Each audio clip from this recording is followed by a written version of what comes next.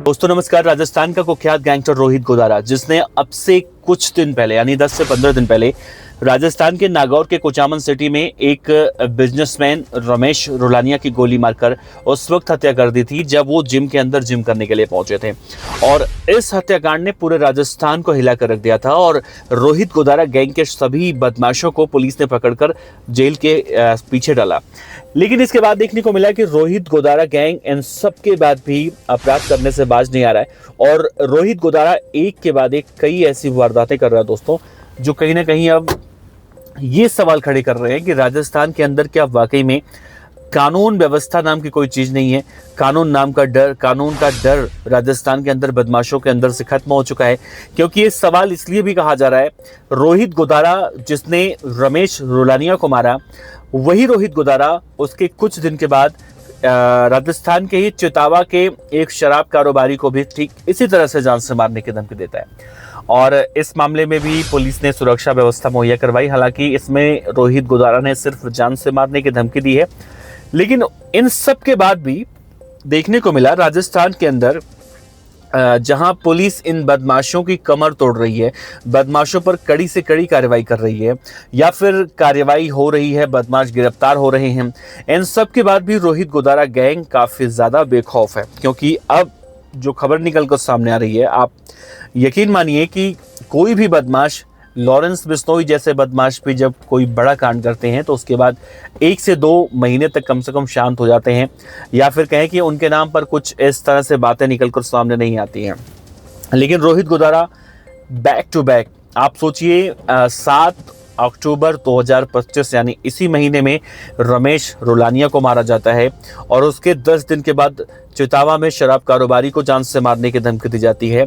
और आज देखने को मिला राजस्थान के श्रीगंगानगर में एक न्यूरो सर्जन डॉक्टर, उन्हें भी जान से मारने की धमकी दी गई है। साथ ही कहा गया है 5 करोड़ रुपए अगर नहीं दिए तो पूरे परिवार के साथ तुम्हें खत्म कर दिया जाएगा। अब देखिए दोस्तों, कहानी यहाँ से शुरू होती है। रोहित गोदारा दरअसल इस वक्त हिंदुस्तान के अंदर नहीं है। कहा जाता है कि इस वक्त वो पुर्तगाल में बैठा हुआ और वहीं से बैठकर गोल्डी बराड़ के साथ मिलकर अपराध करता है। और उसके गैंग का एक और मेंबर है जिसका नाम है गैंगस्टर वीरेंद्र चारण, जो राजस्थान के चूरू जिले का रहने वाला है। वीरेंद्र चारण की मदद से रोहित गोदारा इस वक्त एक्टिव है और इन सब गतिविधियों में लगातार वो संलिप्त है, ऐसे वारदातों को अंजाम दिलवा रहा है। तो चितावा में शराब कारोबारी वाले मामले में फिलहाल सुरक्षा व्यवस्था पुलिस ने मुहैया करवाई है। आज के केस में देखें, राजस्थान के श्रीगंगानगर के डॉक्टर ने कहा है कि उन्हें 5 दिन पहले एक व्हाट्सएप पर मैसेज आता है। मैसेज में लिखा था कि मैं रोहित गोदारा बोल रहा हूं और मुझे 5 करोड़ रुपए चाहिए, अगर नहीं दिए तो मैं जान से मार दूंगा। हालांकि उन्होंने इस मैसेज को इग्नोर किया। फिर व्हाट्सएप पे ही कॉल आना शुरू हुआ और विदेशी नंबर से कॉल था उन्होंने वो कॉल भी इग्नोर कर दिया, नहीं रिसीव किया।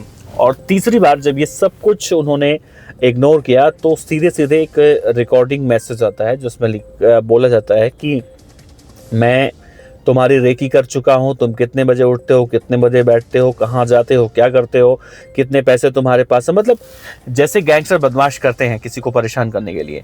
तो डॉक्टर साहब को भी रोहित गोदारा की तरफ से जो मैसेज आया है उसमें यही कहा गया है कि मैं रोहित गोदारा बोल रहा हूँ और मुझे 5 करोड़ रुपए चाहिए, और अगर नहीं दोगे तो तुम्हें भी सुखदेव सिंह गोगामेडी, रमेश रुलानिया, इन सब लोगों की तरह तुम्हें भी मार दिया जाएगा। हालांकि इस मामले में डॉक्टर साहब पुलिस के पास पहुंचे और पुलिस ने अपना धर्म निभाते हुए उन्हें सुरक्षा व्यवस्था मुहैया करवा दिया है।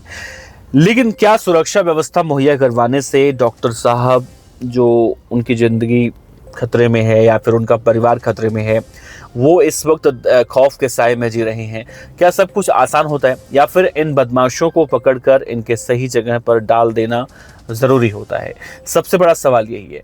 क्योंकि जब तक वीरेंद्र चारण नहीं पकड़ा जाता है तब तक रोहित गोदारा पूरे राजस्थान में, दिल्ली एनसीआर में या फिर हरियाणा के कुछ इलाकों में इस तरह से आपराधिक वारदातों को भी अंजाम देता चला आ रहा है।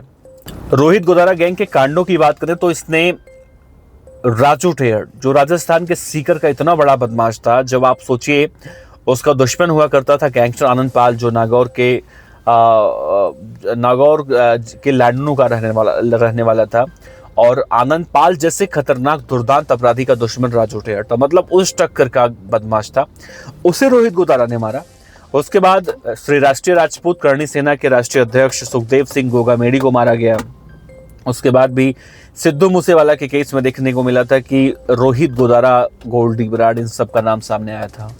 और अब एक बार फिर से जब नागौर के कुचामन में रमेश रोलानिया जो बाइक शोरूम के व्यापारी थे, मालिक थे, उनकी जब हत्या जिम में की गई तो कहीं ना कहीं निकलकर सामने आया कि रोहित गोदारा इस वक्त राजस्थान के अंदर बेखौफ हो चुका है और वो विदेश में बैठकर वीरेंद्र चारण और उनके जैसे कई बदमाशों की मदद से वो ऐसे लोगों को टॉर्चर कर रहा है या फिर उन्हें जान से मारने की धमकी दे रहा है, उन्हें मार रहा है या फिर उनसे फिरौती, रंगदारी वगैरह वसूल रहा है।